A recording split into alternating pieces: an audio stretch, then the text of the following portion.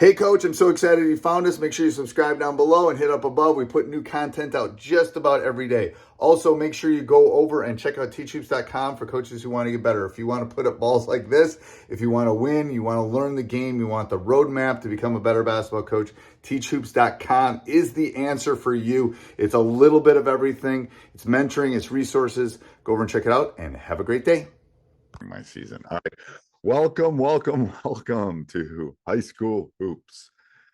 I told coach, everyone knows what the topic is. We're talking about season expectations in a down year. And I said, oh, I hope we're not foreshadowing my season this year. I don't think so. Or I think we're going to be having a pretty good season.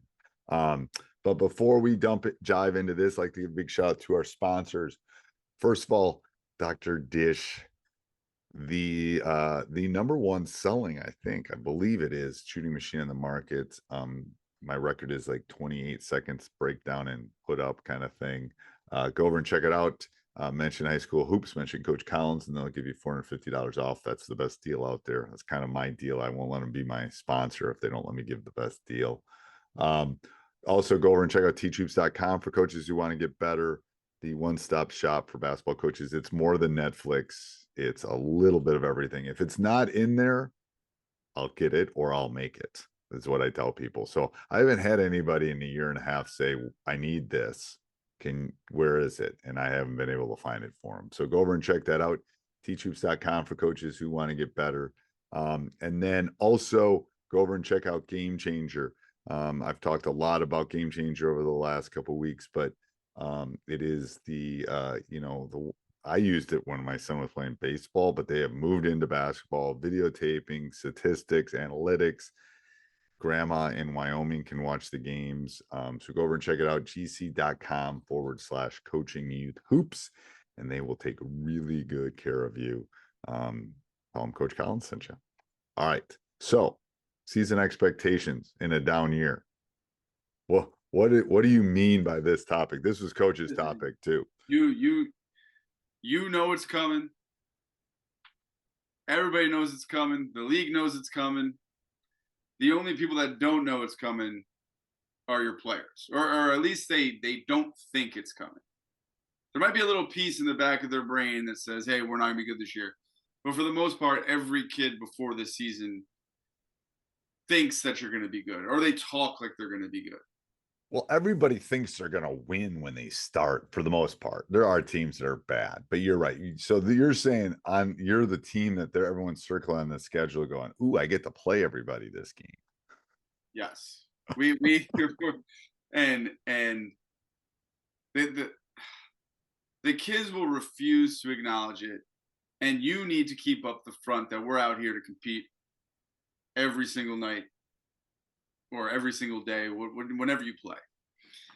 So the question really is, how do you communicate a winning message knowing that you're going to be losing? I think that's really what it comes down to. Okay. So that's valid. So how, this is a good question. So it's been a really long time since I've had one like that. I've had one like that. I've had opponents,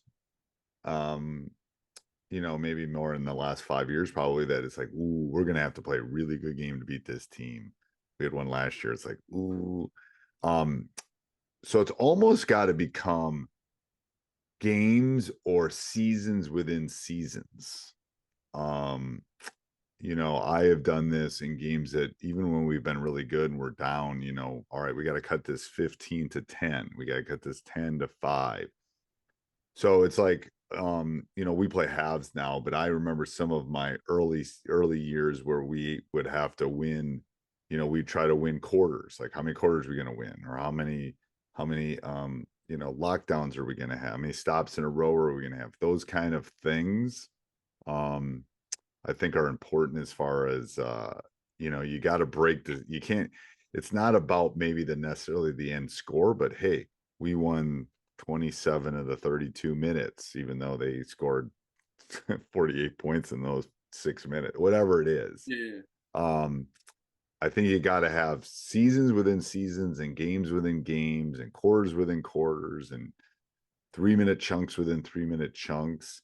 And then you also, I remember early in my career, It was almost like team goals, team rules, team battles. Like your job was to go get 7, 8 rebounds. It's because you come at it from a very math perspective, and Yes.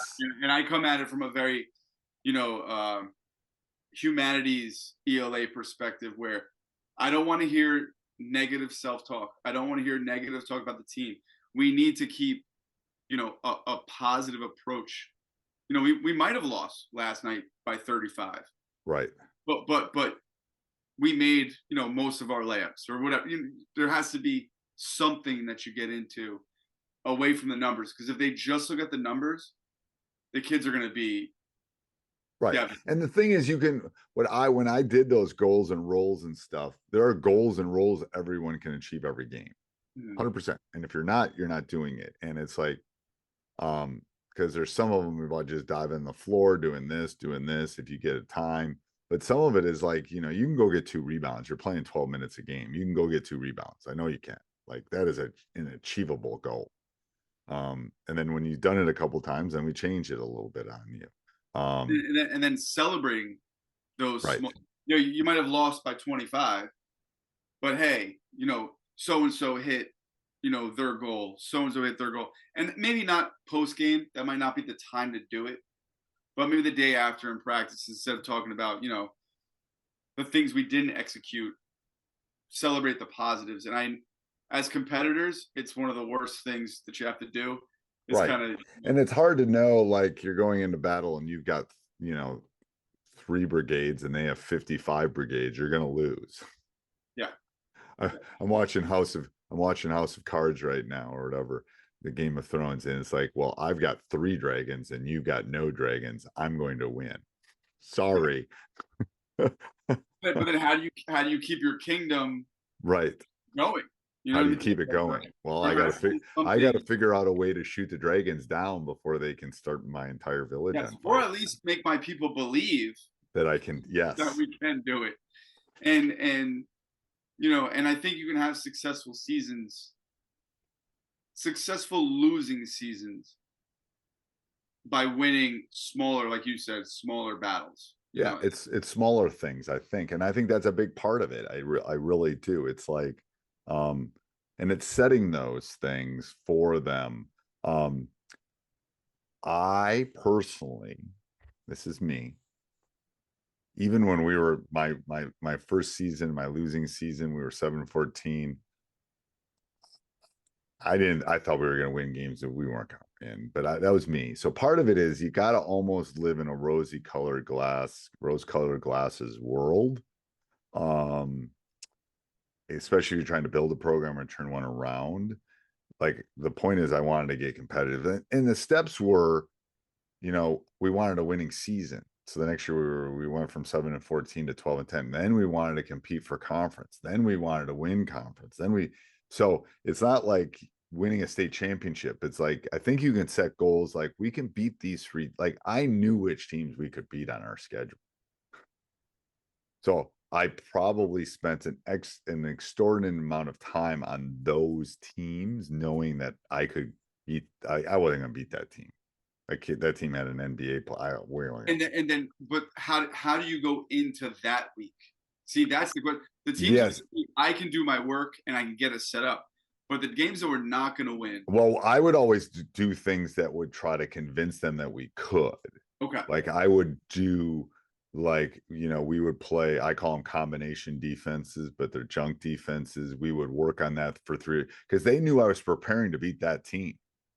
And that team had a future NBA player. It's like, yeah, we can't do what we're doing. But you need to have the belief. Yes. Even if it's a Yes. false belief. Even if it's a false belief, but we were more competitive than we probably should have been. Yes.